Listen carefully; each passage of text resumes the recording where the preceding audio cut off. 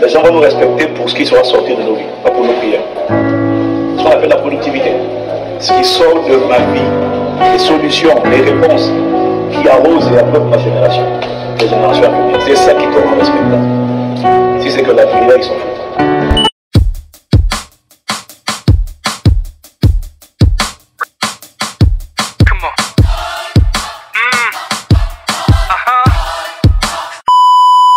Voyez plus grand, voyez plus loin. Et puis, dimensionnez-vous maintenant. Dimensionnez-vous maintenant.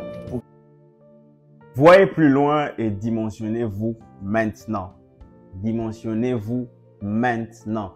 Une phrase répétée 2 fois par la bouche d'un père montre combien il y a une insistance, une urgence, une pression de passer à l'action maintenant.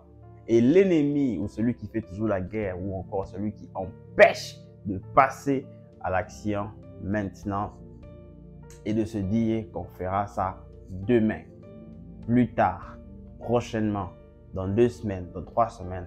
En d'autres termes, la procrastination. C'est la sœur cousine de la paresse. Elles vont toujours de pair. Si tu vois la paresse dans les parages, dis-toi que la procrastination n'est pas loin. La procrastination, une maladie grave qui te pousse à faire demain ce que tu peux faire aujourd'hui. Je peux me rajouter, elle te pousse à vivre demain ce que tu peux vivre aujourd'hui. Jésus réprimande ses disciples dans Jean 4, le verset 35, dans la version Semeur, sur ces sujets.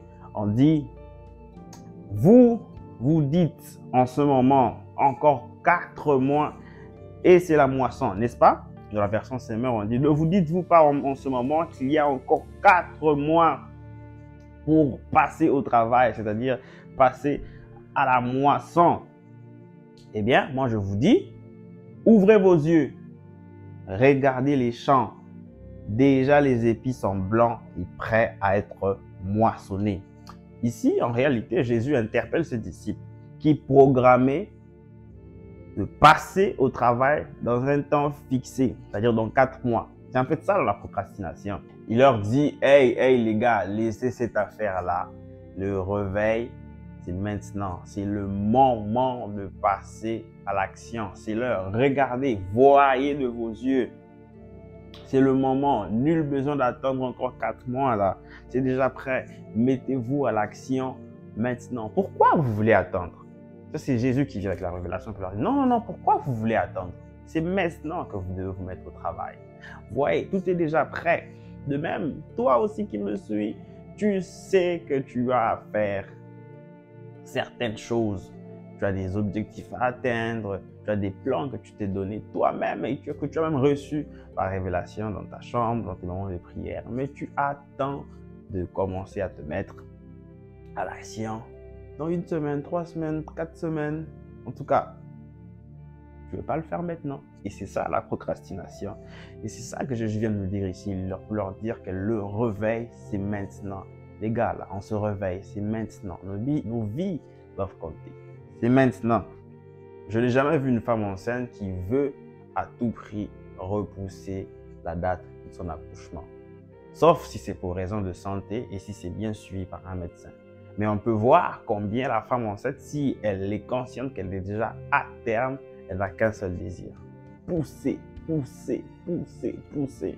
pour enfanter. Pousser pour manifester à l'extérieur ce qu'elle a à l'intérieur. De même que toi, quand Dieu te met enceinte de ses fardeaux, ce n'est pas simplement pour te gonfler le ventre, ce n'est pas pour que tu hausses tes épaules afin de dire j'ai X grâce, je suis le plus doué dans X choses, j'ai X talent, j'ai X dons. Non, mais ces dons, ces grâces doivent parler, tu vois. C'est pour que tu manifestes véritablement le but, l'objectif pour lequel il t'a suscité sur terre. Et ça doit urger là. Ça doit être un empressement dans ton cœur parce qu'en vérité, tu es en mission. Et comme tout homme en mission, le missionnaire doit rendre compte à celui qui l'a envoyé. Donc Dieu s'attend à des résultats. Amen. La preuve, dans Romains 8, la Bible nous dit, un verset que tout le monde connaît, la Bible nous dit, la création attend avec un ardent désir la révélation des fils de Dieu. Dans notre version, on dit, la création attend impatiemment le jour où Dieu manifestera la gloire de ses enfants. En lisant très vite ce verset, on peut penser que c'est Dieu qui retient, c'est Dieu qui bloque, c'est Dieu qui nous empêche de briller. Mais non, Dieu ne nous bloque pas, car lui-même, il a dit, l'heure vient et elle est déjà venue. En d'autres termes, cette impatience de la révélation des fils, cette heure qui est supposée venir, est déjà venue. C'est déjà possible maintenant. Et c'est ça que Jésus voulait faire comprendre à ses disciples. Les disciples voulaient programmer de faire dans le futur ce qui était déjà faisable maintenant. C'est pourquoi il leur dit, voyez, ouvrez vos yeux. L'heure est déjà venue. Regardez les champs, les épis sont déjà prêts. Ils sont blancs et prêts à être moissonnés. Hein? En d'autres termes, il leur dit, voyez les opportunités, voyez les âmes qui sont déjà prêtes à être moissonnées. La moisson, c'est maintenant. Hein? Il leur dit, regardez les portes déjà ouvertes, plus besoin d'attendre. Et c'est ça la foi en Jésus-Christ. Parce que lui, il est venu pour dire, dans la croix, tout est déjà accompli. C'est-à-dire que dans l'invisible, c'est déjà manifeste. Mais seulement, malheureusement, on est pris par des forteresses comme la procrastination pour encore attendre. Jésus revient, il insiste pour dire que l'heure vient, mais elle est déjà venue. Elle est déjà venue, c'est maintenant. En tout cas, au travers de la parole qu'on a reçue lors de notre camp de réveil, on peut attester avec beaucoup d'humilité que c'est déjà un signe évident que c'est plus que jamais le temps de briller, de grimper toutes les échelles, de pénétrer toutes les sphères d'influence pour impacter. Amen. Amen. Durant le camp de réveil, ou même vraiment parce que je sais que je parle à un plus grand public, durant tes temps des prières, Dieu t'a donné des instructions. Dieu nous a donné des instructions. Et pour toi qui me suis, tu as même reçu la permission de tes responsables, de ton pasteur, en tout cas de tes leaders. Mais qu'est-ce que tu attends pour te lancer dans ton projet? Pourquoi tu veux procrastiner? Qu'est-ce que tu attends pour peut-être faire un permis, pour passer ton test? Qu'est-ce que tu attends pour saisir cette opportunité-là qui passe tous les jours dans tes emails, dans tes inbox? Qu'est-ce que tu attends pour commencer ton commerce?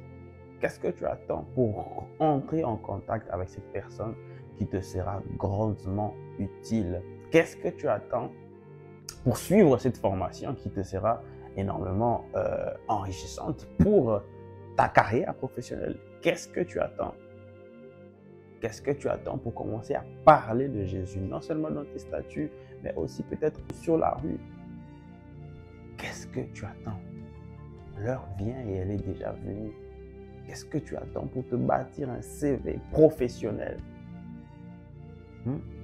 Enfant de Dieu, c'est plus que jamais le moment de se lever, de bosser dur pour mettre à pied tout ce que Dieu a prévu de faire au travers de nous. Disposons-nous comme des bases maintenant afin que Dieu, au travers de nous, se manifeste, se glorifie.